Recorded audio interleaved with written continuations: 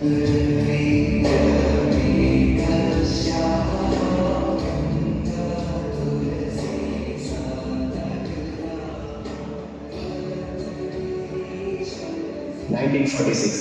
ये all India radio.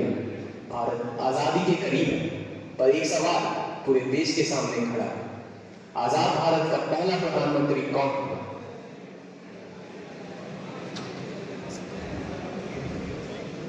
पिछले 6 वर्ष से कांग्रेस कमेटी का अध्यक्ष होना मेरे लिए फख्र की बात रही है।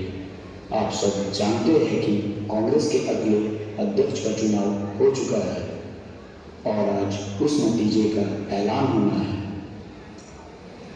यह फैसला सिर्फ कांग्रेस की ही नहीं बल्कि हिंदुस्तान की भी किस्मत तय करेगा, क्योंकि कांग्रेस के नए अध्यक्ष ही आज़ाद हिंदुस्तान के पहले प्रधानमंत्री होंगे। सभी कांग्रेस कमेटीज के सदस्यों ने एक मत होकर सरदार वल्लभ भाई पटेल को चुना है।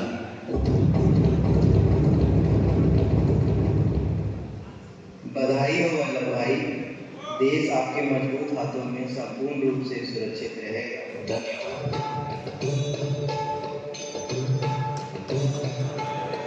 बैठ जाइए। पार्टी के लिए फंड्स जुटाना हो, पार्टी को दूर दराज गांव तक पहुंचाना है, अंग्रेजों के सामने मजबूती से खड़ा होना है। सवाल चाहे कोई भी हो, जवाब एक ही होता है।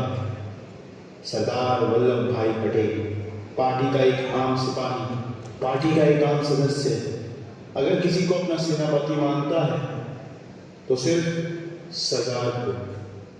इस पार्टी को, हम सबको सरदार की जरूरत है और इस देश को ज्वार की। ये ठीक नहीं है, हमें पार्टी के मैंडेट का भी तो ख्याल रखना है। नेतृत्व का अधिकार सिर्फ वल्लभ भाई का ही है। जवाब, हम सब इतने पॉलिटिशियन, बैरिस्टर, एडमिनिस्ट्रेटर, प्रिंसिपल, सिपाही बापू के सिपाही। एक सिपाही सवाल नहीं पूछता, बस हाथ जोड़कर सर झुकाकर आज्ञा का पालन करता है। तुम भी वही करते थे जवाब। तुम्हें याद है ना, तुमने नॉन कॉपरेशन सत्याग्रह और बापू के दिखाए हुए रास्ते पर चलने की शपथ ली थी। मैं दिल का मरीज हूँ, लेकिन बात मेरी सेहत की नहीं है। तुम जवान, तुमने इंग्लैंड से तालीम हासिल की है, कैम्ब्रिज से पढ़ाई की है। हमारा दृष्टिकोण विशाल है और आज का भारत दुनिया के सामने खुद को साबित करेगा। इसलिए मैं वल्लभ भाई पटेल कांग्रेस अध्यक्ष पद की उम्मीदवारी से अपना नाम वापस लेता हूँ। आज़ाद भारत के पहले प्रधानमंत्री का नाम है Pandit Jawaharlal Nehru.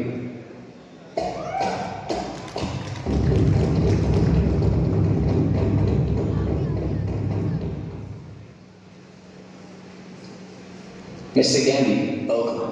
You seem uncomfortable. Is everything okay? Why don't you wear warm clothes, Mr. Gandhi? कपड़े में अपने लिए नहीं पहनता लॉर्ड माउंटबेटन। ये उस देश की प्रतिनिधित्व करते हैं जिसे आप लोगों ने इस हालात तक पहुंचाया है।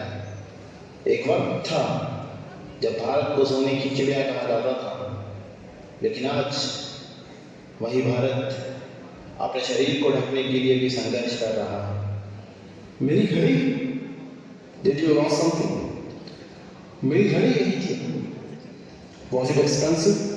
नहीं, पर बात उसकी कीमत की नहीं है, बात है विश्वास की।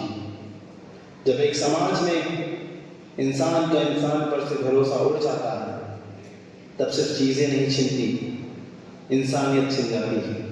मैं आज यहाँ एक प्रस्ताव लेकर आया हूँ। Yes. भारत को टूटने से बचाया जा सकता है अगर आप मोहम्मद अली जिन्ना को आज़ाद भारत का प्रधानमंत्री बना दें। That is a very unusual proposal, Mr. Gandhi. You believe that would stop the partition? ये एक मौका है खून खराबे को रोकने का। Even if I consider this, your own ears will not agree. Patel, perhaps he may think about it, but Nehru, he will never accept this. वो मेरे अपने हैं, जवाहर और वल्लभ भाई पटेल दोनों। वो समझ जाएंगे। No, Mr. Gandhi, You are mistaken. They are not just your followers anymore. They are leaders now. फिर भी मैं उनसे बात करूं। Of course, this may be the last chance before things go beyond control. हालात रोज बिगड़ रहे हैं सरदार। पंजाब और बंगाल दोनों जल रहे हैं। सख्ती जरूरी है मौलाना साहब। अगर आप कदम नहीं उठाए तो स्थिति हाथ से निकल जाएगी। सरदार, पंजाब में दंगे भड़क गए हैं। तुरंत कार्रवाई करो, पुलिस और सेना को तैनात करो। कल तक अंग्रेज लाठी चलाते थे, आज हम चला रहे हैं। मैं कानून तोड़ने की इजाजत नहीं दे सकता बापू। देश तोड़ने की इजाजत दे दी सरदार। देश जिन्ना ने तोड़ा है बाबू, हमने नहीं। देश को टूटने से बचाने का एक ही रास्ता है, जिन्ना को प्रधानमंत्री बना दो। ये आप क्या कह रहे हैं बापू? मैंने इस देश के लिए 9 साल जेल में बिताए, 3262 दिन। सरदार ने 6 साल, मौलाना ने 7 और जिन्ना ने। We have sacrificed a lot, and sacrifices of so many will not be, cannot be redrawn for the ambition of one man. तो तुम क्या चाहते हो जवान? देश टूट जाए? मैं अपनी बेटी को बड़ा होते हुए नहीं देख सका। बीमारी के वक्त अपनी पत्नी के साथ नहीं रह पाया और ना ही अपने पिता के अंतिम दिनों में उनके पास रह सका। I have sacrificed all my duties for the national duty. और आज आप कह रहे हैं कि जिन्ना को प्रधानमंत्री बना दिया जाए। Is it right anyway? अब सत्ता देश से बड़ी हो गई है जवान। आप किसी को भी प्रधानमंत्री बना दें, किसी को भी, मौलाना को, सरदार को, मैं स्वीकार कर लूँगा, पर जिन्ना को नहीं। मैं जिन्ना को अपने दफ्तर के चपरासी का चपरासी तक नहीं बनने दूंगा।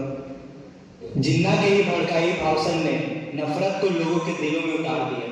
मैंने बिहार में देख लिया है बापू। मैं नहीं चाहता कि पंजाब में भी अब वही दोहराया जाए। This hate has killed the people बापू। अब और कोई रास्ता नहीं बचा है सिवाय पार्टीशन के।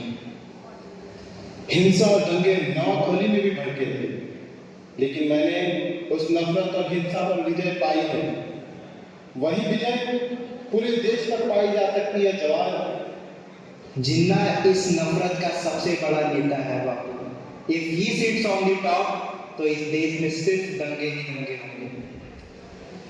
तो तुम क्या चाहते हो जवान? देश टूट जाए? देश को जिन्ना ने पहले ही तोड़ दिया है बापू। अब मैं सिर्फ सीमा बना रहा हूँ ताकि मेरे पूरे देशवासी सुरक्षित रह सके।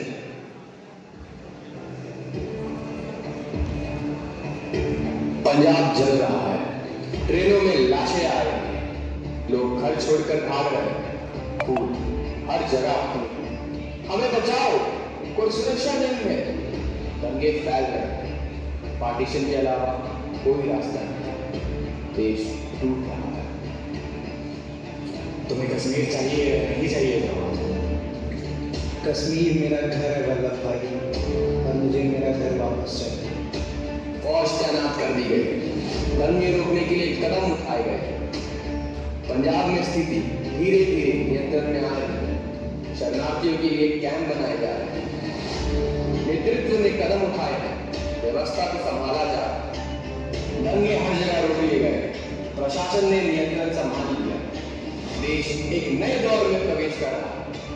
15 अगस्त 1947, ऑल इंडिया रेडियो नई।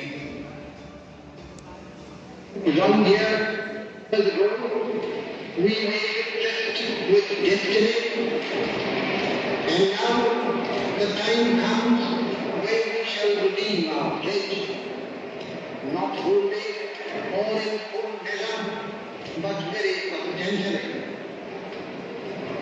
At the stroke of the midnight hour, when the world sleeps, India will awake